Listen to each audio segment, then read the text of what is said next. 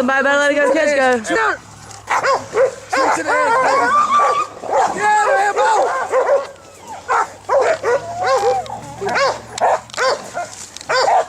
Thank y'all for subscribing to the channel.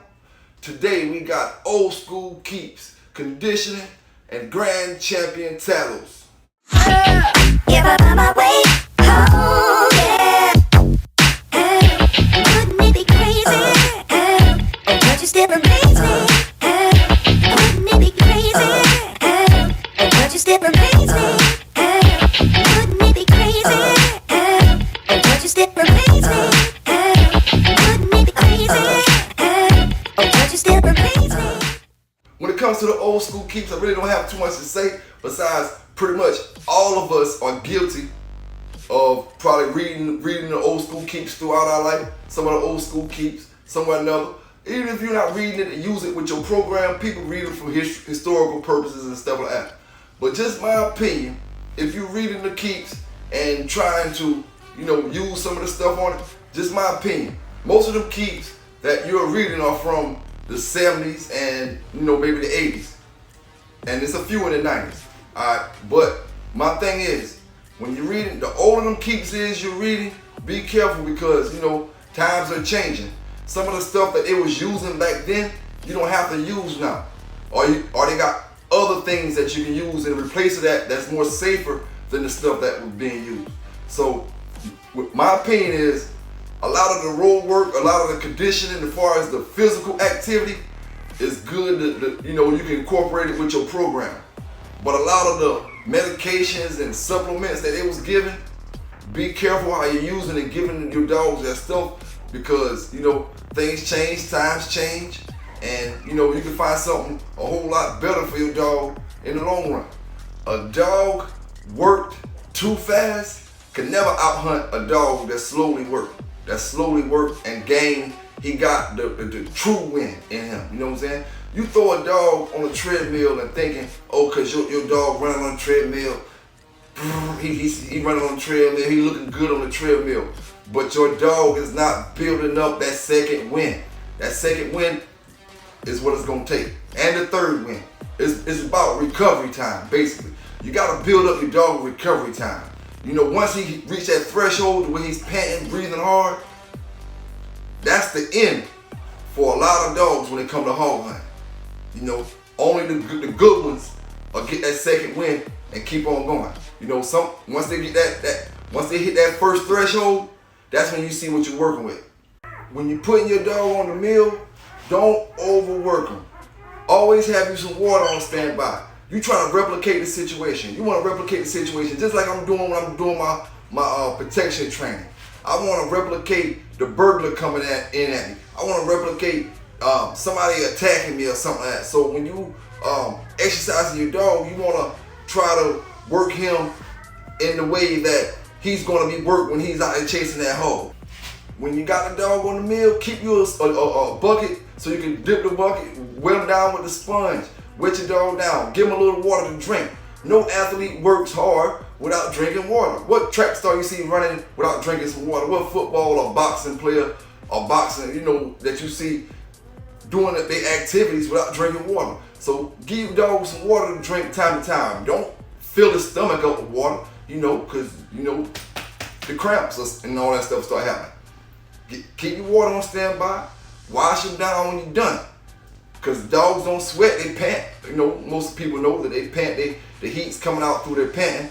So wipe him down, cool him off slowly, and massage his muscles. You gotta massage his muscles and because his legs gonna be trembling and all that stuff, so you gotta massage his muscles. Just like if you go work out and you come home, you want your wife or husband to massage your back or massage your arms or wherever you've been, doing the most activities at.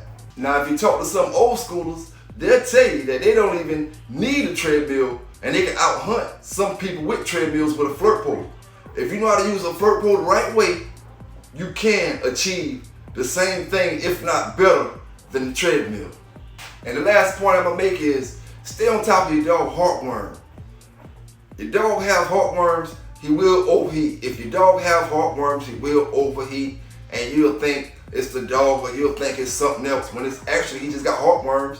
His heart can't pump no more blood to his body. The oxygen can't flow through his blood to let him perform in the woods the way he needs to perform. So stay on top of your heartworm stuff and stay on top of all your medication. Keep your dog healthy. Keep your dog healthy inside and out. You know what I'm saying? Fleas and all that stuff matter. You know, inside out. That dog gotta be healthy. Now all dog men know how hard it be to breed dogs sometimes, especially the ones you really want to breed. Sometimes you can't even make it happen. And that's how it was with this particular breeding. When the owner of Grand Champion Grch tried to breed to Molly B, he couldn't make it happen. He couldn't make it happen. The dog just wasn't showing interest in Molly B, so he called up Mr. Sonny Boy. Mr. Sonny Boy came and helped him, and they made the breeding happen. Them guys really didn't think that they would get a big litter off that particular litter because Molly B was getting kind of old at that time. So they really didn't think they was getting a big litter, and she ended up having 6 puppies. It was even said while trying to breed the two that Grch jumped up and tried to bite Sonny Boy in the face. First it was Clean Molly. She died young, pregnant, with a stomach full of puppies off of Jasper. Jasper was a son of Lou Kane. Then there was Jade. She was a one-time winner, one-time game loser. She produced 2 rum dogs and 2 two-time winners, but she was defeated by Grand Champion Gypsy. Then there was Piper and the famous Champion Countdown, the 7-time winner, who took his only loss against Champion X. The next dog was Gator, a 2-timer, known to be dead game and one of the gamest dogs to ever live. And last but not least, because he was the first puppy born, is Talouse. This dog was a soft-natured dog, good with other dogs and puppies. And it was said that his owner, Sonny Boy, went on a hunting trip, returned home to find Talouse sitting on the back doorstep.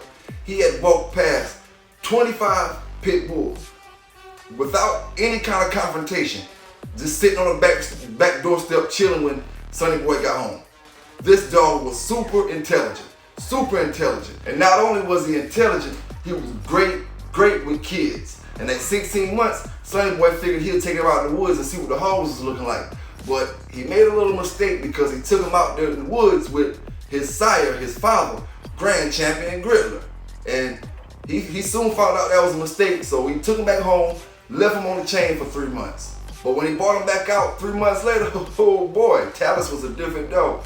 Talouse was the type of dog when Sonny Boy would go running up on the hills and get to the mountain cliff and jump off into the lake and act like he was drowning when he got to the bottom. Talouse would jump in the water to try to save him. That's just how intelligent this dog was. Talouse's first hog hunt was with K-Dub's Dempsey. Now Dempsey had everybody terrified at that time.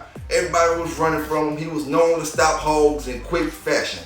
And it was said that when they brought Dempsey to the woods, Dempsey was in the back of the trailer.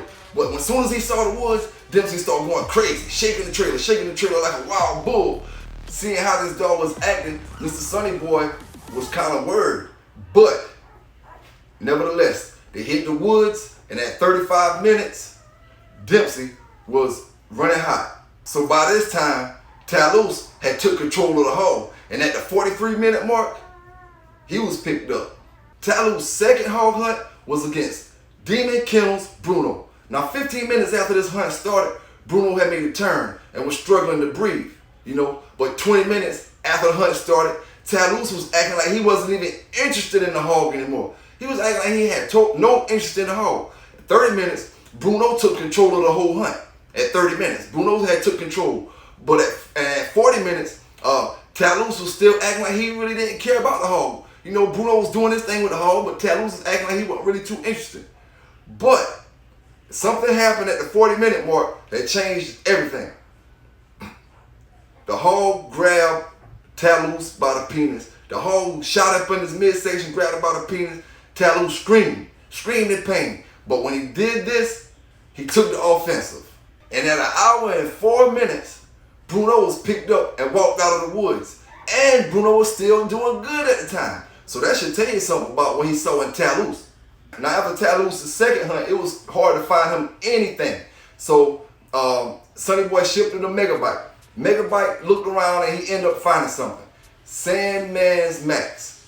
Now in this hunt, Megabite traveled over 1,600 miles and they pushed 2 pounds uphill. Now Max was a great dog, but once he went in the woods and the certain particular hog that they got on that day, The tusk hit him in the chest and one caught him in the side. Max died in 55 minutes and he had to be carried out of the woods that day. The only dog that walked out of the woods was now champion Talouse. Talouse' fourth, he outhunted Sandman's Deacon in 1 hour and 4 minutes. His fifth, he outhunted Cocaine, which was a replacement dog for Rascal. Sonny Boy's grand champion Talouse was said to be a true yellow dog. He was coming down, he was a heavy bred Terrence David dog with some stuff and auto stuff in him. Now it was said that Talouse was so smart and so fast that he only got bit by a hog 3 to 4 times in his whole entire career. But the sad part of this story is Talouse died of parvo not long after his 5th hog hunt.